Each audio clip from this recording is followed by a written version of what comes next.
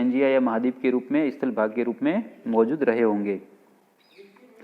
देखिए ये वापस दिया हुआ है कि किस प्रकार से 225 मिलियन ईयर्स एगो इस काल में ये पेंजिया नामक स्थल खंडों का एक सामूहिक रूप था।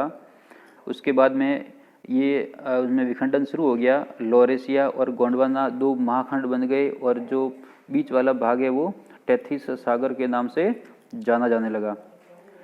तीसरी स्टेज में आप देखते हैं तो ये north America, south America, Asia, Europe, Africa, India, Australia, Antarctica, इस प्रकार से अलग अलग भूखंडों का निर्माण होने लगता है। और अर्ली टुडे यानी वर्तमान में ये अलग अलग भागों में 7 महाद्वीप बन जाते हैं और अलग अलग महासागरों की रूप प्रकट होने लगते हैं। तो देखिए इसमें north America, south America, Europe, Africa, Asia, India, Australia और अंटार्कटिका, ये 7 महाद्वीप और ये 5 महासागरों की वर्तमान स्थिति में प्राप्त होती है। तो वैगनर के महाद्वीपीय प्रवाह सिद्धांत से वर्तमान के जो महासागर और महाद्वीपों की उत्पत्ति सही सिद्ध होती है। देखते हैं इसके बारे में और। महाद्वीपीय विस्थापन का सिद्धांत जर्मन वैज्ञानिक अल्फ्रेड वैगनर द्वारा दिया गया। इसके अनुसार सभी महाद्वीप एक बड़े भूखंड से जुड़े हुए थे। यह भूखंड एक बड़े महासागर से घिरा हुआ था। इस बड़े महाद्वीप को पेंजिया और बड़े महासागर को पैंथालासा नाम दिया गया। 20 करोड़ वर्षों पहले पेंजिया विभाजित होकर लॉरेशिया और गोंडवाना लैंड नामक 2 बड़े भूखंडों में विभक्त हुआ और बाद में ये खंड विभक्त होकर आज के महाद्वीपों के रूप में परिवर्तित हो गए। इस प्रकार से ये अपनी बात रखते हैं और अपने सिद्धांत के पक्ष में जो तर्क देते हैं तो महाद्वीपों में साम्य दक्षिण अमेरिका और अफ्रीका के आमने सामने की तटरेखाएं अद्भुत व त्रुटि रहित साम्यता रखती है। ये जिग्सोफिट सिद्धांत मैंने बताया था। ये महासागरों के पार चट्टानों की आयु में समानता है।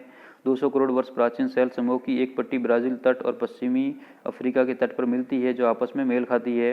भारत में पाए जाने वाले गोंडवाना श्रेणी के तलछटों के प्रतिरूप दक्षिणी गोलार्ध में 6 विभिन्न स्थल खंडों में मिलते हैं। इसी क्रम के प्रतिरूप अफ्रीका, फॉकलैंड द्वीप, मेडागास्कर, अंटार्कटिक महाद्वीप और ऑस्ट्रेलिया में मिलते हैं।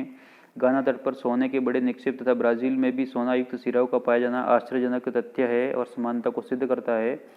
जीवाश्मों का वितरण मेसोसारस नामक छोटे रेंगने वाले जीव केवल उथले खारे पानी में रह सकते थे। इनकी अस्थियां केवल दक्षिणी अफ्रीका के दक्षिणी कैप प्रांत और ब्राजील के इरावर शैल समूह में ही मिलते हैं।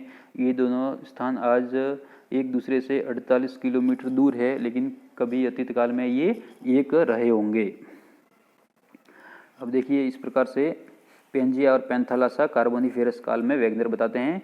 ये जो पैंथालासा ये पूरा संपूर्ण पानी वाला एक भाग है जो स्थल खंड का जो सामूहिक रूप जिसको हम पेंजिया कहते हैं, उस पेंजिया को ये पानी वाला भाग पैंथालासा चारों तरफ से घेरे हुए था। और ये इसमें इस पेंजिया के अलग अलग टुकड़े इसमें महाद्वीपों के दिए हुए हैं और इनमें धीरे धीरे क्या होता है विखंडन। और विखंडन किस कारण होता है तो उसमें मैंने 2 बल बताए थे, एक तो गुरुत्व और प्लवनशीलता का बल और एक सूर्य और चंद्रमा की ज्वारीय शक्ति का बल। और उन दोनों बलों के कारण इस संपूर्ण पेंजिया में तनाव पैदा हुआ, विखंडन हुआ और फिर प्रवाह हुआ। इस प्रकार से देखिए ये लॉरेशिया ऊपर वाला भाग, फिर गोंडवाना दक्षिण वाला भाग। लॉरेशिया से कौन कौन से महाद्वीप बने तो नॉर्थ अमेरिका और यूरोप और एशिया।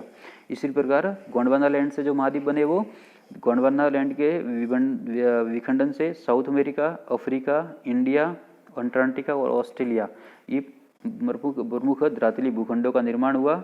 और ये टेथिस सी है जो पैंथालासा का एक हिस्सा था जो अंगारा लैंड और गोंडवाना लैंड के मध्य स्थित था। ये टेथिस सी लिखा हुआ है यहाँ।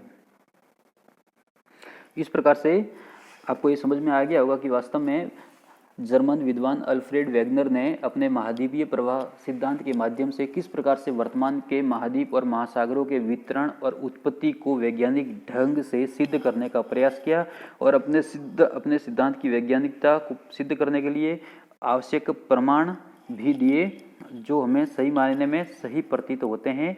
अतः हम कह सकते हैं कि महाद्वीपीय प्रवाह सिद्धांत वर्तमान के महाद्वीप और महासागरों की उत्पत्ति को सिद्ध करने वाला सर्वमान्य वैज्ञानिक सिद्धांत है।